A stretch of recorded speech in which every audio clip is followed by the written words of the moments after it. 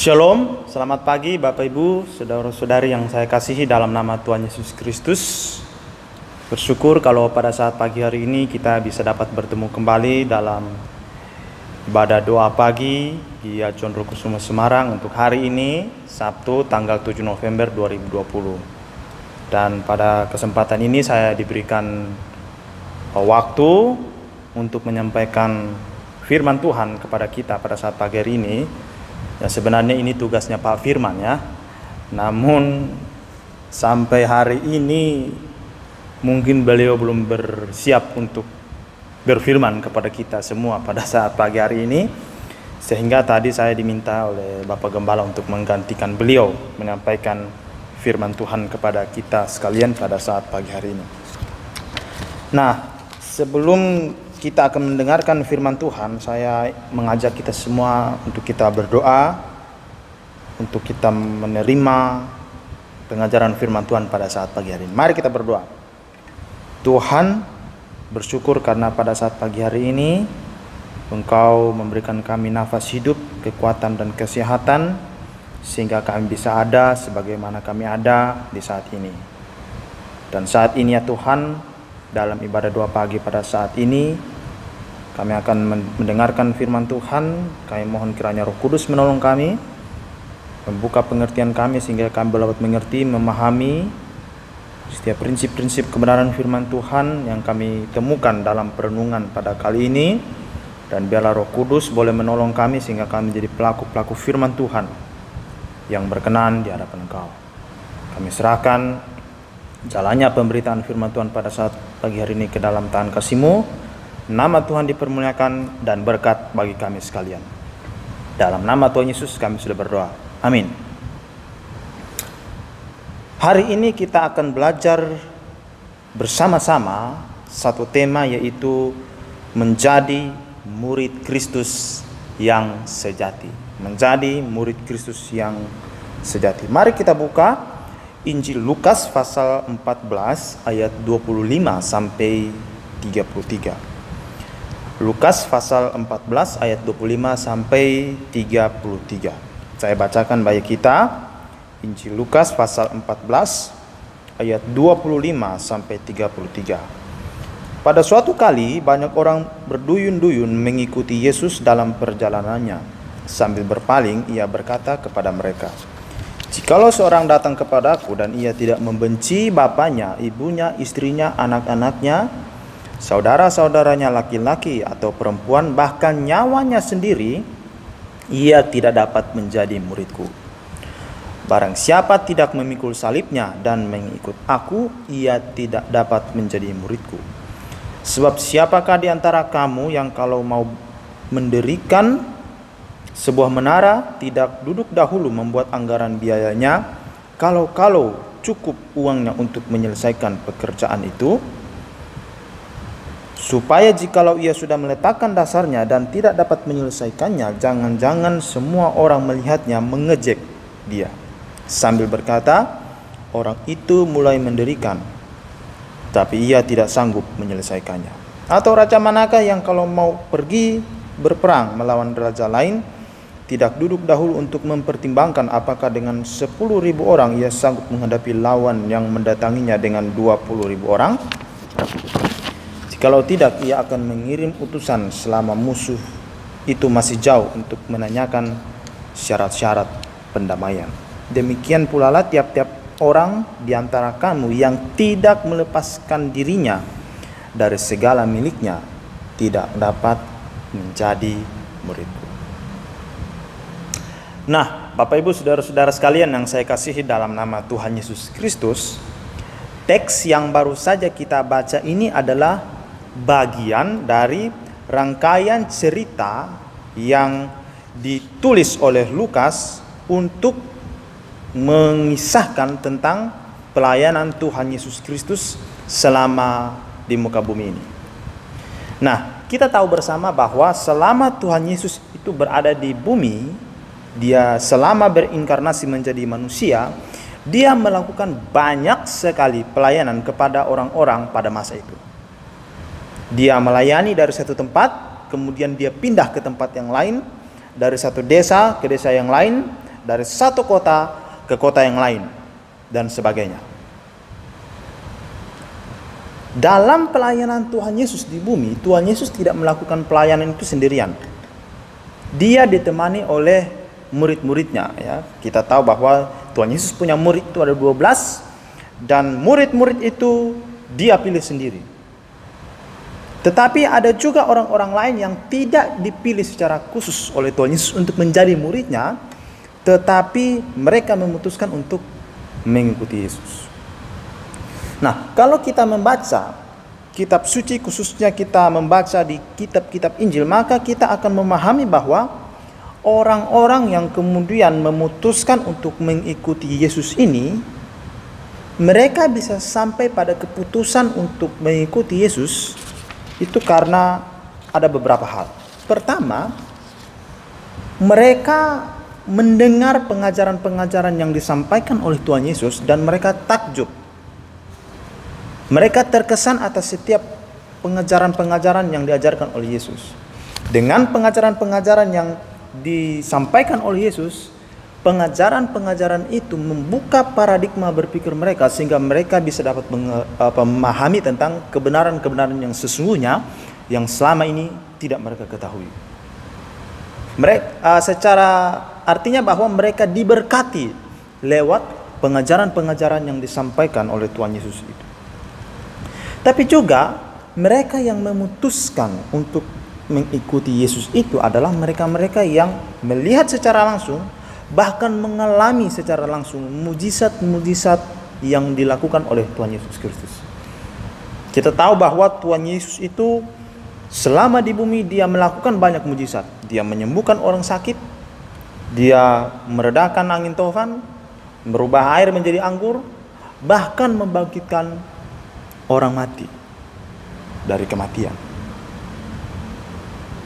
Mereka menyaksikan itu secara langsung, tapi juga mereka mengalami secara langsung. Mungkin mereka sakit, mereka mengalami tuli, ya mungkin, mereka lumpuh mungkin, atau mereka memiliki penyakit-penyakit yang lainnya. Tapi ketika mereka dijamah oleh Tuhan Yesus, mereka sembuh. Dan mereka sadar bahwa Yesus ini bukan seorang manusia yang biasa. Karena Yesus sanggup melakukan berbagai mujizat dan tanda-tanda heran yang menunjukkan bahwa Yesus memiliki kuasa untuk melakukan hal yang bagi manusia nampak mustahil. Nah, kalau kita membaca teks kita tadi, maka di ayat 24 di situ dikatakan bahwa pada suatu kali banyak orang berduyun-duyun mengikuti Yesus dalam perjalanannya. Berarti bahwa pada waktu itu ada banyak sekali orang yang ingin mengikuti Yesus atau menjadi murid Yesus. Makanya ketika mereka melihat Yesus sedang melakukan sebuah perjalanan ke suatu tempat untuk melakukan pelayanan, mereka langsung memutuskan untuk mengikuti Yesus. Tapi kalau kita lihat, Yesus kemudian ketika Yesus melihat orang banyak itu mengikuti dia, Yesus tidak serta-merta mengatakan menerima mereka begitu saja. Ketika mereka berduyun-duyun mengikuti Yesus, Yesus tidak langsung mengangkat mereka menjadi murid-murid. Kalau kita melihat dalam teks bacaan kita tadi, terdapat 3 kali Yesus mengucapkan kepada banyak orang yang pada saat itu sedang berduyun-duyun mengikuti mereka. 3 kali Tuhan Yesus mengatakan tidak dapat menjadi muridku. Pertama itu di ayat yang ke-26. Jikalau seorang datang kepadaku dan ia tidak membenci bapaknya, ibunya, istrinya, anak-anaknya, saudara-saudaranya laki-laki atau perempuan, bahkan nyawanya sendiri, ia tidak dapat menjadi muridku. Itu yang pertama. Kedua terdapat dalam ayat yang ke-27. Barang siapa tidak memikul salibnya dan mengikut aku, ia tidak dapat menjadi muridku. Kemudian yang ketiga, dan itu dalam ayat yang ke-33. Demikian pula tiap-tiap orang di antara kamu yang tidak melepaskan dirinya dari segala miliknya tidak dapat menjadi muridku. Jadi di sini walaupun mereka berduyun-duyun mengikuti Yesus, Yesus tidak langsung menerima mereka sebagai murid, mengangkat mereka sebagai murid. Tapi Yesus mengungkapkan sejumlah hal yang diulang sebanyak 3 kali, bahwa kalau kamu tidak begini, kamu tidak dapat menjadi muridku. Berarti orang-orang yang sedang berduyun-duyun mengikuti Yesus itu, mereka ingin menjadi murid Yesus. Mereka ingin terlibat dalam pelayanan yang dilakukan oleh Yesus. Mereka ingin mengikuti Yesus ke berbagai tempat.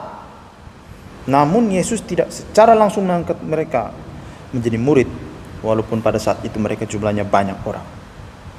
Yesus sampai 3 kali menekankan hal bahwa kalau kamu tidak begini, kamu tidak dapat menjadi muridku.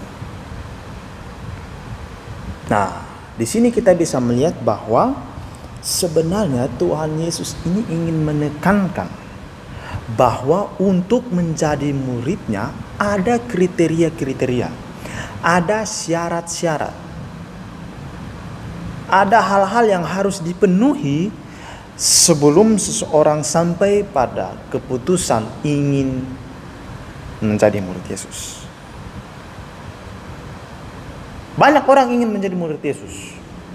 Atau mungkin ada kita semua sekarang ini menganggap bahwa diri kita adalah murid Yesus. Kita percaya Yesus, kita sudah bergereja selama bertahun-tahun di tempat ini, mungkin sudah 29 tahun. Tapi apakah benar kita ini sudah memenuhi kriteria sebagai murid Yesus? Apakah kita ini sudah memenuhi kriteria sebagai orang Kristen yang sungguh-sungguh kepada Tuhan? Yesus menekankan bahwa ada 3 hal, 3 ciri, 3 kriteria yang harus dipenuhi oleh seseorang kalau memang dia merasa bahwa dirinya adalah murid Kristus. Nah, kalau begitu, kira-kira apa saja kriteria-kriteria seorang murid Kristus? Apa saja yang menjadi syarat-syarat utama bagi seseorang yang ingin menjadi murid Yesus, atau ciri khas orang Kristen atau ciri khas murid Kristus? Yang pertama adalah memiliki ketaatan yang mutlak kepada Allah. Memiliki ketaatan yang mutlak kepada Allah. Perhatikan ayat yang ke-26.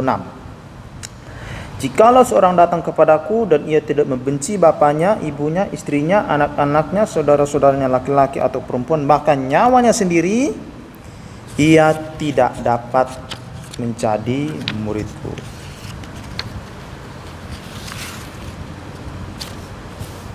Hal pertama yang disebutkan oleh Tuhan Yesus dan merupakan syarat pertama, kriteria pertama dari seorang murid Yesus adalah disebutkan di situ tadi, membenci bapaknya, ibunya, istrinya, anak-anaknya, saudara-saudaranya laki-laki atau perempuan, bahkan nyawanya sendiri. Kalau seseorang datang kepada Tuhan dan dia tidak membenci bapak, ibu, istri, anak-anaknya, saudara-saudaranya, maka dia tidak dapat menjadi muridku. Ini pernyataan yang sulit. Kenapa? Karena apakah benar syarat pertama untuk menjadi murid Yesus adalah kita harus membenci? Dan membenci di sini adalah membenci orang-orang yang dekat dengan kita, family kita, bapak, ibu, istri, anak-anak, saudara-saudara laki-laki atau perempuan, bahkan nyawa sendiri harus dibenci. Ini persoalan. Apakah benar bahwa syarat pertama bagi seseorang yang mau menjadi murid Yesus adalah dia harus membenci? Kenapa ini masalah? Karena kalau kita mau mempraktekkan ini secara hurufiah, kita harus benci, maka sebenarnya itu bertentangan dengan firman Tuhan. Itu bertentangan dengan ajaran Tuhan Yesus. Itu bertentangan dengan ajaran Alkitab. Alkitab mengatakan bahwa kita harus mengasihi terhadap ayah dan ibu. Alkitab mengatakan kita harus menghormati ayah dan ibu kita. Suami kasih istri, istri hormati suami, orang tua kasih anak-anak, anak-anak hormati orang tua. Tapi kalau kita mau melakukan apa yang dikatakan Tuhan Yesus dalam ayat ini, membenci bapak, ibu, istri, anak-anak, saudara-saudara, maka kita melakukan hal yang sebenarnya berlawanan dengan perintah Alkitab sendiri untuk menghormati dan mengasihi mereka. Nah, sebenarnya begini, kalau dilihat dari segi bahasa, ini namanya gaya bahasa hiperbola ya. Gaya bahasa hiperbola itu adalah gaya bahasa yang menghiperkan, melebih-lebihkan suatu makna atau pernyataan untuk menekankan sebuah makna yang penting. Dan kalau kita mau melihat gaya bahasa yang biasa diucapkan, disebutkan oleh Tuhan Yesus, maka kita akan melihat bahwa Tuhan Yesus ini adalah orang yang sering kali menggunakan gaya bahasa hiperbola dalam setiap pengajaran. Misalnya ada ayat yang mengatakan, kalau pipi kananmu ditampar, berikanlah juga pipi kiri. Biarpun dia pendeta sekalipun, jangan coba-coba tampar pipi kanannya. Jangan harap dia kasih pipi kiri, dia balas tampar kita punya pipi kan. Tapi apa makna? Itu adalah gaya bahasa hiperbola dari Tuhan Yesus. Kalau pipi kanan ditampar, berikan juga pipi kiri. Itu bukan berarti bahwa kita harus mempraktikannya itu secara hurufiah, bukan. Itu adalah gaya bahasa hiperbola dari Tuhan Yesus untuk mau menekankan bahwa kita tidak boleh membalas kejahatan dengan kejahatan, tapi kita harus membalas kejahatan dengan kebaikan. Ada gaya bahasa hiperbola lagi dari Tuhan Yesus. Kalau matamu menyesatkan, cungkilah dan buanglah kan. Lebih baik engkau masuk surga dengan satu mata daripada masuk surga dengan mata kedua yang menyesat. Bayangkan kalau kita melakukan itu secara hurufiah. Hari ini mata kanan cungkil, besok mata kiri cungkil buang. Dua mata sudah habis. Hari ini mencuri, tangan kanan dipotong. Besok lagi pukul orang, tangan kiri dipotong, habis. Besok lagi kaki kanan potong, besok lagi kaki kiri dipotong, habis.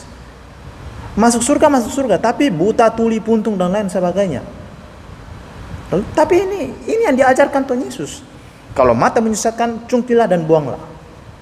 Berarti ada makna lain. Ini gaya bahasa hiperbola dari Tuhan Yesus untuk mau menekankan bahwa terhadap dosa kita harus ekstrim. Kita tidak boleh toleransi terhadap tindakan dosa. Kita harus berjuang melawan setiap perbuatan-perbuatan dosa. Seperti itu.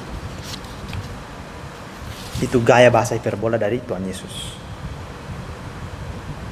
Ada juga gaya bahasa hiperbola dari Tuhan Yesus. Kalau imanmu sebesar biji sesawi, katakan pada gunung ini pindah, maka dia akan pindah.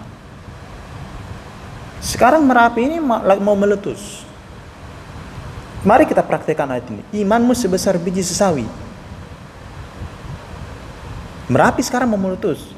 Coba, saya punya iman sebesar biji sesawi, saya mau pindahkan Merapi itu ke Semarang. Di Semarang itu ada orang beriman juga. Saya punya iman sebesar biji sesawi, saya pindahkan itu ke Medan. Ada orang percaya di Medan, saya punya iman sebesar biji sesawi, saya pindahkan Gunung Merapi itu ke Jakarta misalnya. Gunung dipindah-pindah, merusak lingkungan, kan seperti begitu. Tidak. Itu ada gaya bahasa hiperbola dari Tuhan Yesus untuk menekankan bahwa tidak ada yang mustahil bagi orang percaya asal dia punya iman. Jadi kita melihat bahwa di sini Tuhan Yesus seringkali menggunakan gaya bahasa hiperbola untuk menekankan sebuah makna yang penting. Demikian juga kalau Tuhan Yesus mengatakan, jikalau seorang datang kepada aku dan dia tidak membenci bapaknya, ibunya, istrinya, anak-anaknya, saudara-saudara laki-laki atau perempuan, bahkan nyawanya sendiri, ia tidak dapat menjadi muridku.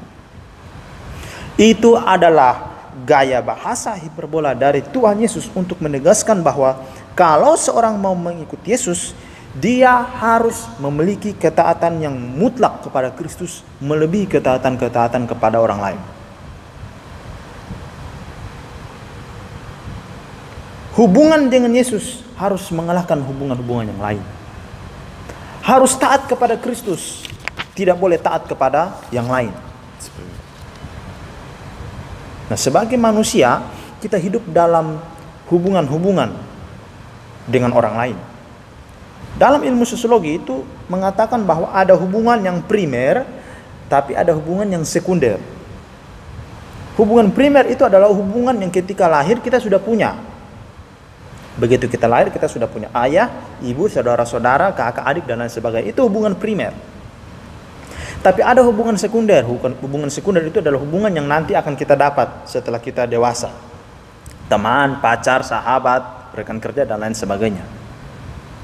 Nah, maksud Tuhan Yesus adalah hubungan yang paling primer pun, hubungan yang mendarah daging pun, bapak, ibu, saudara-saudara, anak, istri, anak, keluarga, dan lain sebagainya, yang paling dekat, yang paling mendarah daging pun harus tunduk di bawah ketaatan kita kepada Kristus.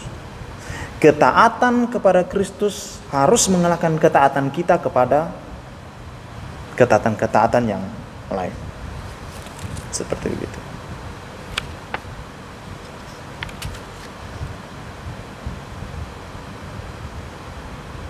Jadi ini yang menjadi pelajaran pertama. Kalau kita mau menjadi murid Kristus, kita harus memiliki ketaatan yang mutlak kepada Kristus, melebihi ketaatan-ketaatan kepada yang lain. Kita hidup dalam masyarakat yang memiliki keanekaragaman yang berbeda-beda. Bahkan kita ini hidup di negara yang untuk mewujudkan ketaatan kita kepada Kristus itu susah sekali. Saya pernah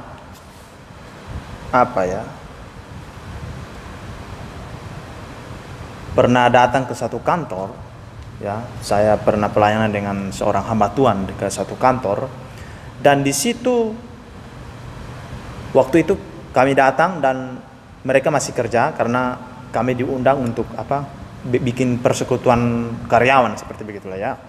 Jadi kami datang, mereka masih kerja, jadi kami tunggu di ruang tunggu di situ. Saya di situ ada lihat satu tulisan ya, satu tulisan itu begini. Rule number 1, the boss is never wrong. Rule number 2, if the boss wrong, see the rule number 1. Peraturan pertama, bos tidak pernah bisa salah. Peraturan kedua, kalau bos salah, lihat lagi peraturan pertama.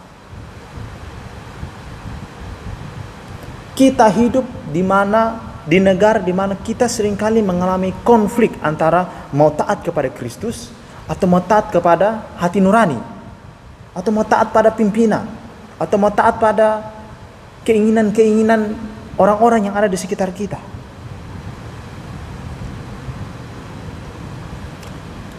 Sebagai orang yang bekerja,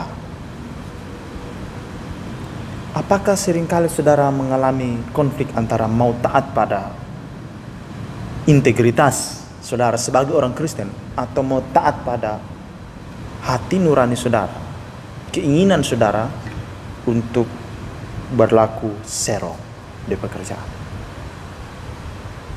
Kalau saudara adalah seorang yang masih pendidikan atau studi, sama seperti saya, apakah saudara pernah mengalami konflik di mana saudara harus mau taat pada integritas saudara sebagai orang Kristen atau mau taat pada keinginan saudara untuk nyontek di sekolah atau di kampus? Hal pertama, kriteria pertama, kalau mau menjadi murid Yesus, tempatkanlah ketaatan kepada Kristus. Taatilah Kristus. Jadikan ketaatan kepada Kristus adalah ketaatan yang mutlak, melebihi dari ketaatan-ketaatan yang lain. Kriteria yang kedua adalah rela menderita karena Kristus. Ayat yang ke-27, barang siapa tidak memikul salibnya dan mengikut aku, ia tidak dapat menjadi muridku. Tapi kalau kita lihat di dalam Matius pasal 16 ayat 24 itu ada penambahan. Lalu Yesus berkata kepada murid-muridnya, setiap orang yang mau mengikut aku, ia harus menyangkal diri, memikul salib, dan mengikut aku. Lukas tidak memakai kata menyangkal diri. Ternyata menyangkal diri itu sudah sama maknanya dengan yang pertama tadi, ya. Tapi bolehlah kita kolaborasi. Apa artinya menyangkal? Menyangkal artinya menyatakan tidak. Kamu yang ambil ya, tidak, itu kan menyangkal. Tapi di sini dikatakan menyangkal diri. Menyangkal diri itu artinya apa? Menyatakan tidak pada kehendak sendiri, kemauan sendiri, keinginan sendiri, melawan nafsu-nafsu yang berasal dari diri sendiri, dan menempatkan diri untuk taat pada Kristus. Itu makna menyangkal diri. Setelah itu ayat ini mengatakan bahwa memikul salib. Nah, kalau kita berbicara tentang memikul salib, apa artinya memikul salib? Saya setuju bahwa salib itu adalah simbol dari penderitaan, simbol dari kesengsaraan, simbol dari tanggung jawab yang harus kita pikul, resiko yang harus kita pikul, tanggung jawab yang harus kita pikul, penderitaan yang harus kita pikul. Ya. Dan segala kesengsaraan lah seperti itu yang harus kita tanggung. Tapi apakah semua penderitaan itu adalah salib? Tidak. Kalau saudara misalkan mencuri, saudara dipukul orang, saudara mengatakan ini salib buat saya. Oh, tidak seperti itu. Salib itu adalah penderitaan. Hakikat salib adalah penderitaan.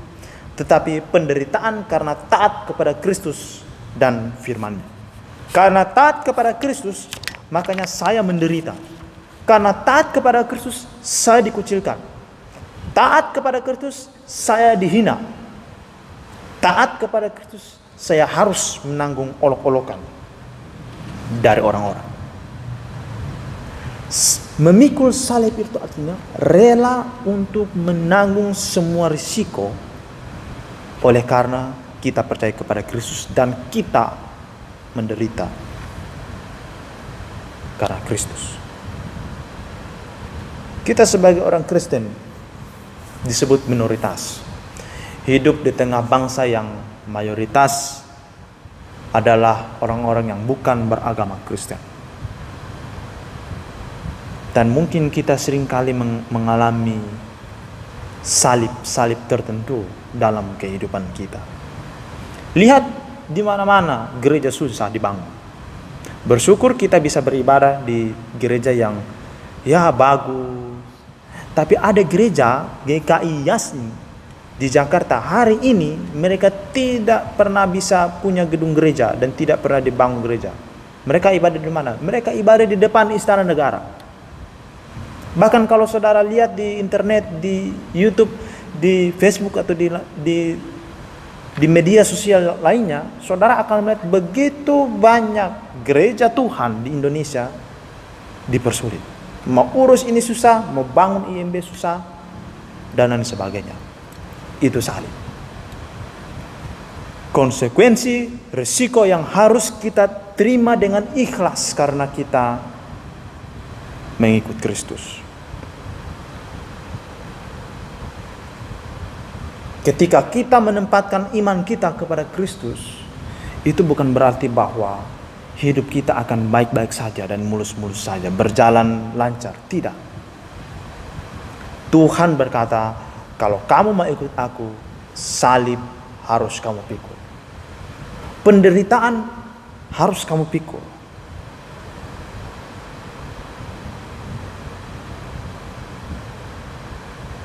Jadi inilah kriteria yang kedua. Kalau saudara menganggap diri saudara adalah orang Kristen, kalau saudara menganggap diri saudara adalah murid Kristus, kira-kira salib apa yang selama ini saudara tanggung? Saudara pikul karena mengiring Tuhan. Mungkin selama saudara bekerja, karir saudara tidak pernah naik-naik, saudara dipersulit di kantor karena mungkin saudara orang Kristen. Mungkin saudara janjikan bahwa kalau saudara murtad dari Kristen dan berpindah kepada agama lain, mungkin karir saudara akan naik, gaji saudara akan bertambah, bisnis saudara akan lancar, ya kan? Peluang-peluang akan dibukakan bagi saudara, pangkat saudara akan dinaikkan, jabatan Anda akan dinaikkan. Kalau saudara adalah orang Kristen yang sungguh-sungguh kepada Tuhan, pilihan ada di tangan saudara. Saudara mau tanggung risiko, konsekuensi karena mau ikut Tuhan dengan rela untuk menderita karena Kristus, ataukah saudara memilih untuk tidak mau memikul konsekuensi yang Tuhan taruh dalam diri kita dan memilih untuk mengikuti jalan pintas. Yang kedua, rela menderita karena Kristus. Yang ketiga, yang terakhir, kriteria murid Kristus adalah meninggalkan zona nyaman atau kenyamanan dunia. Ayat yang ke-33 di situ dikatakan, demikian pula lah tiap-tiap orang di antara kamu yang tidak melepaskan dirinya dari segala miliknya tidak dapat menjadi muridku. Jadi di sini kita melihat Tuhan Yesus mengatakan kalau orang tidak melepaskan diri dari segala miliknya, dia tidak dapat menjadi muridku. Kalau kita lihat dalam bahasa asli, melepaskan diri ini, melepaskan artinya membuka ikatan yang sedang terikat dalam diri kita, kemudian melepaskan. Jadi kita lagi diikat oleh satu hal, kemudian kita buka dan kita lepaskan ikatan itu. Itu artinya melepas. Jadi kriteria ketiga seorang murid Kristus adalah mau melepaskan, mau meninggalkan hal-hal yang bagi dia itu adalah kenyamanan dunia. Renungkanlah, apakah dalam menjalani hidup ini ada banyak hal-hal duniawi yang kadang membuat kita terikat dengan dia sehingga merusak hubungan kita dengan Tuhan. Mungkin hobi saudara, mungkin pacar saudara, atau mungkin harta saudara, atau mungkin hal-hal yang lain. Saudara masih terikat dengan hal-hal yang membuat saudara nyaman di dalamnya, dan hal-hal yang membuat saudara nyaman itu merusak persekutuan saudara dengan Tuhan. Iptek ini berkembang dengan begitu pesat ya. Yang saat ini sedang booming itu adalah game ya, game. Saya beberapa kali di kampus saya itu mahasiswa di tempat yang kakak tingkat lah seperti begitu ya. Beberapa kali saya lihat itu, khususnya bagi mereka-mereka yang hobi sekali, gemar sekali dengan game itu, kadang-kadang susah untuk melepaskan diri dari game. Pernah satu kali mereka ini ibadah kapel, ibadah kampus. Mereka ibadah, tapi game jalan terus. Jadi kalau berdua, orang lain berdua, mereka tetap lihat game. Orang lain memuji Tuhan sampai berdiri, mereka juga berdiri, tapi game. Orang lain lagi fokus dengan firman Tuhan, mereka juga tetap tapi game. Itu adalah contoh kecil dari banyaknya hal yang bisa dapat mengikat diri kita sehingga kita punya hubungan dengan Tuhan menjadi rusak. Tuhan tidak mau seperti itu. Orang Kristen, anak Tuhan, murid Kristus harus punya persekutuan yang baik dengan Tuhan. Melepaskan diri dari segala ikatan yang mengikat. Harus rela keluar dari zona nyaman. Meninggalkan kenyamanan-kenyamanan dunia. Sehingga memiliki hubungan yang baik, persekutuan yang baik dengan Tuhan. Selama kita belum bisa melepaskan diri kita dari segala ikatan-ikatan dunia, dari zona-zona nyaman kita, maka kita belum layak menjadi murid Kristus. Nah, jadi Bapak Ibu Saudara, yang terkasih dalam nama Tuhan Yesus Kristus, hari ini kita belajar bagaimana menjadi murid Kristus yang sejati. Seorang murid Kristus yang sejati itu tidak cukup hanya dengan mengucapkan bahwa saya percaya kepada Kristus sebagai satunya Tuhan dan Juru Selamat. Tidak. Tapi lebih daripada itu, seorang murid Kristus yang sejati harus memiliki kriteria-kriteria, ciri-ciri khas, syarat-syarat yang harus dipenuhi. Yang tadi kita sudah belajar, pertama adalah memiliki ketaatan yang mutlak kepada Allah. Yang kedua, rela menderita karena Kristus. Dan yang ketiga, rela meninggalkan segala macam kenyamanan dunia yang saat ini mengikat dirinya. Mari kita melakukan ketiga hal ini. Maka kita akan menjadi murid Kristus yang sejati. Kiranya Tuhan menolong kita melakukan firman-Nya. Amin. Tuhan Yesus memberkati kita sekalian.